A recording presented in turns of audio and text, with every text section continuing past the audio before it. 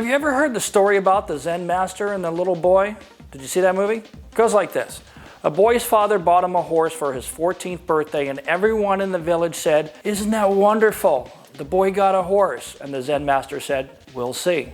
A couple of years later, the boy fell off the horse and he badly broke his leg, and everyone in the village said, "Oh, how awful. He won't be able to walk properly from now on." The Zen master said, "We'll see." Not long after that, a war broke out, and all the young men from the village had to go and fight. But this young man couldn't go and fight because his leg was still messed up, and everyone said, "How wonderful." The Zen master said, "We'll see." See where I'm going with that? Here's something we do know. Electric cars are coming, and there's no stopping them now.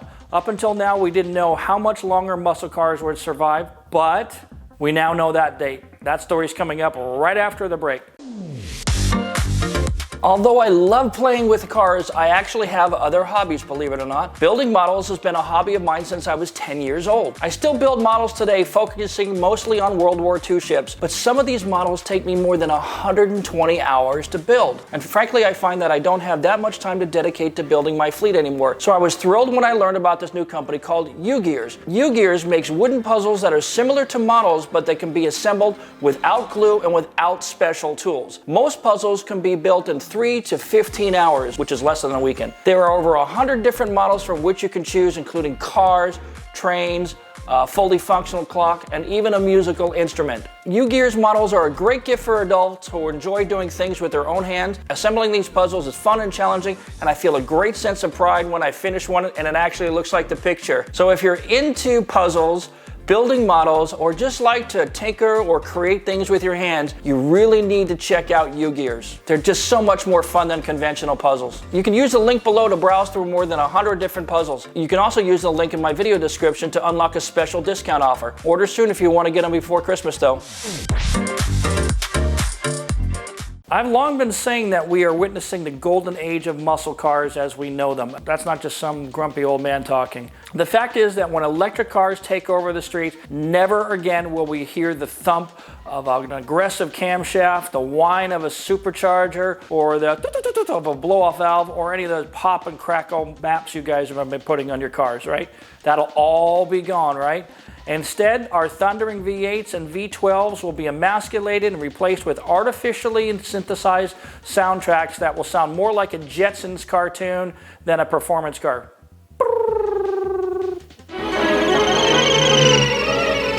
This fate, unfortunately, is now inevitable, and there's no stopping it. Because as the world moves to ever-tightening emission standards, there's just no mistaking their intent. We are 100% committed to the extinction of internal combustion engines. It's happening, and it's happening in my lifetime. Ironically, though, we're at the peak of technology with today's internal combustion engines. We've seen some remarkable cars in the last few years with some impressive performance numbers that have never before been achieved in any other way. And it would be hard to argue that the muscle cars of today aren't better than their predecessors, because they are in every performance measurement in every category. Today, the Mustangs of today, Camaros, Chargers, and Challengers provide better handling, better braking, and better acceleration than ever before, even going back to their classic roots in the 1960s and 70s. They get better gas mileage than ever before. Remember the days when you get 6 miles per gallon? And they produce lower emissions than ever before. In fact, emissions is down 99% in California. The build quality of each of these cars is arguably better than ever before, even back when cars were much simpler in the 1960s and 70s. However, the EPA, an agency that has no power to write laws and has no elected officials in its staff, is charged with enforcing these laws. What? What? What the? This country's screwed, man. Despite the fact that compared to 1970 vehicle models, new cars of today and SUVs and pickup trucks are roughly 99% cleaner for all common pollutants. And emission standards, though, have become so tight that it will be nearly impossible to put a fossil fuel burning engine in any vehicle by the year 2035 anywhere in the world, despite all the progress. With emission regulations already tightening, the CEO of Dodge, Tim Kanuska, said in a recent interview that the Hellcats simply could no longer meet the emission standards for passenger cars after 2023. And with that, the Hellcat was killed. The Hellcat is now dead as of 2023.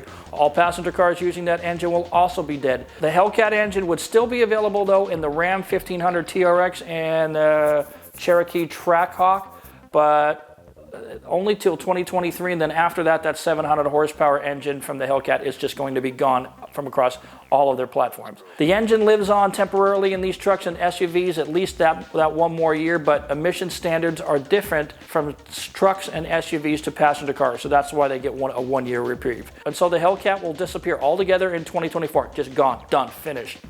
Adios. No! God, please, no! No! No! And this event will be immediately followed by the release of Dodge's first ever all-electric muscle car. Oh, I'm so excited. Oh my God!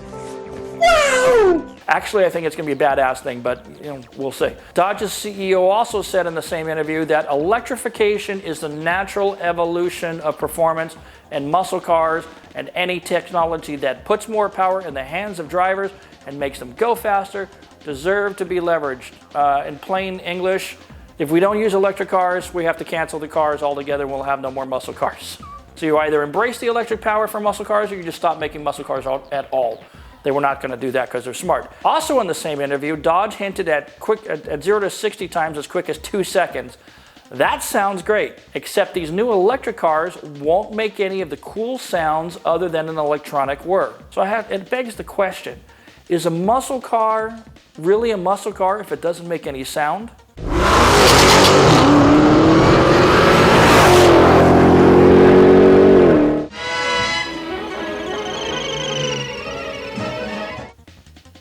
I'm interested to hear your opinion. But oh well, Dodge has had a good run and they've come a long way from their troubles in the 1980s and 1990s. I lived through that era and I saw what was happening. Back then they struggled with really uninteresting cars like the Dodge Spirit, the Dodge Stratus, the Avenger, the Dodge Intrepid, gross, and the Dodge Neon, which at least we got an SRT for, thank God. But the only true sports car in the brand was really the Viper. And I remember Mario Andretti once told me that the scariest car he ever drove on a track was a Dodge Viper. And if there was, basically he said if there was any kind of departure, the car starts to slide, the car would snap with no warning and there was no recovery, even for a professional like him. That's hardly an endorsement when a championship winning racer says that, hey man, your car is not well balanced and it might kill untrained drivers. But in 2005, Dodge had run out of ideas for new cars, or so it seemed, so they chose to start producing revamped versions of their most successful muscle cars from the 1960s. They did it first, and the Mustang did the same in 2010. The development of the third generation Dodge Charger was the result. It was shown to the world through spy photos in late 2005, and in 2007, Dodge started accepting deposits on the car. And in February 2008, the Challengers went on sale to the public, and they were welcomed with great applause, and rightly so. The third generation Challenger was a far cry from the second generation Charger, which was really a variant of the Mitsubishi Galant Lambda Coupe. I remember those days. It was nothing like a muscle car. In fact, in the second generation, the biggest engine offered for that car was a 2.6 liter four-cylinder, making about 100 horsepower at its best trim. And that car did a 0 to 60 time in 12 seconds. Man, since then, Dodge has come back in a big way, in a huge way. And as you can imagine, the third generation Challengers have been a great success for the brand. In 2009, Dodge released the rest of the modern Challenger lineup, which included the low-price models, the V6 models, and the 5.7 liter powered RT trim level. This got more people into these cars. The introduction of these high-volume models led to a big jump in sales, as you can imagine, reaching about 25,000 units in the first year of that full lineup. But the modern car was still trailing behind the average sales numbers of the Classic from the 1970s. That all changed in 2010 when Dodge sold 36,000 examples of the Challenger, which beats out all but the very first year of the Classic version of the car, the first generation. In 2011, sales climbed to around 30,000 units, followed by jumps to 46,000 in 2012, 51,000 in 2013, and pretty much the same number in 2014. And 2014 marked the end of the subsection of that modern era. But from 2015 to 2021, Dodge has sold an average of about 61,000 cars per year. To date, from 2008 through 2021, about 500,000 Challengers have been sold across all trim levels. That is huge, pretty big actually. The Dodge muscle cars have brought tens of thousands of new people into the automotive hobby. These new fans are from all walks of life, young and old, from every demographic and from every socioeconomic background. It has been a boom. More people are experiencing muscle cars than ever before. And muscle cars like late model Mustangs, Camaros, and the Dodge offerings are the pinnacle of their respective lines. They've never been better. And even though the big three is pivoting toward electric vehicles, there are those that say even if electric muscle cars are faster, they're starting to ask questions like, is a muscle car if there's no screaming engine and none of the smells that could only come from an exhaust from an internal combustion engine? I guess that's the whole point, though, right? Really? To give owners better performance and to be gentler on the environment. The problem is all the internal combustion engines go away. And as noble as that sounds, are electric cars really any better for the environment when you look at the total picture? I was really curious about this myself, so I did some research which took me a few days, and I had started with Tesla as an example, starting with how we will recycle these electric cars at the end of their life. We all know what's happening with lithium batteries, right? The battery pack of a Tesla Model S is a feat of intricate engineering. Thousands of cylindrical cells with components sourced from around the world transform lithium and electrons into enough energy to propel the car for a few hundred miles, if you're lucky. Again and again, without tailpipe emissions. Okay, so you have to charge it overnight. But when the battery does come to the end of its life, its green benefits fade. If it ends up in a landfill, its cells can release problematic toxins, including heavy metals. And I think everybody knows about heavy metals. And recycling the battery can be a super hazardous business, according to scientists. Basically, what happens if you cut too deep into a Tesla cell or in the wrong place, it can short circuit, catch on fire, and release toxic fumes, and basically burn to the ground.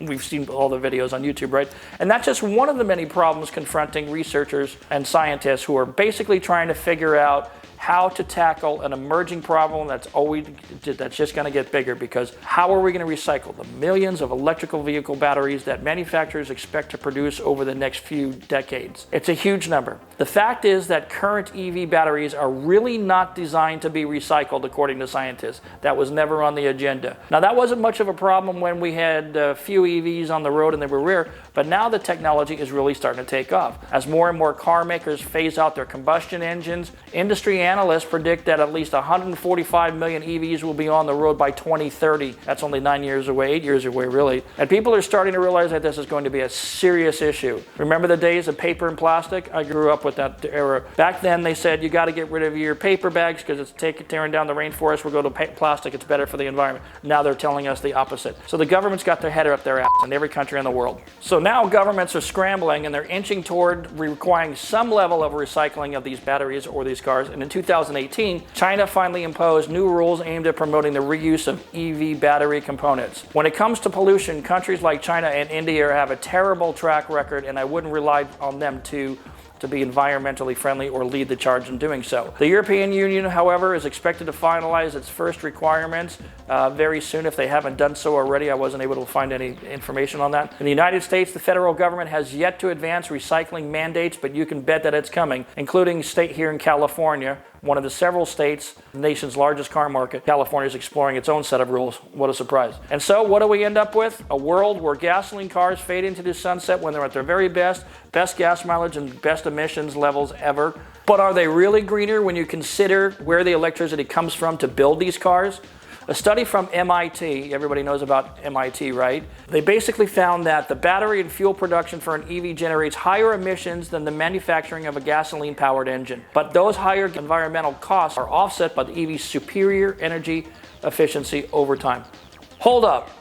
I live in California. When the wind blows, they're talking about doing brownouts or blackouts because the power lines blow down and we don't have enough electricity to power the state as it is. How are they going to put 35 million electric cars on the road in California and have the electricity for them? Can't be done, not with the current infrastructure. It will take decades to do it. They haven't thought this through, is my point. But none of that was mentioned in this study, how we're going to get the power. The country has turned away from nuclear power. We don't have enough solar or wind, anything like that. So one must question the study because it only looked at one manufacturer and did not take into consideration how electricity is produced in gross polluting countries like China and India, which is all fossil fuels. Do you think that's going to get better in China and in India anytime quick? But by 2030, it doesn't matter. In many countries, you won't even be able to buy a new car that has an internal combustion engine. So the choice is going to be made for you. But it's not really the end of the world for muscle cars if you think about it. Just like what had happened with cars from the 1960s.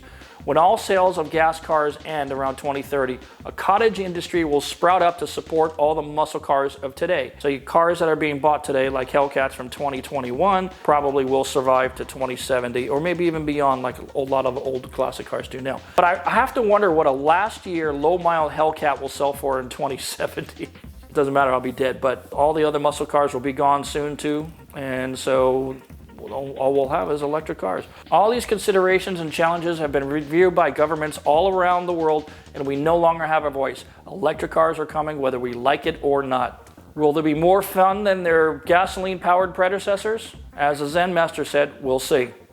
That's it for this episode, everybody. Thanks so much for watching. Be sure to subscribe to my channel. We'll see you next time.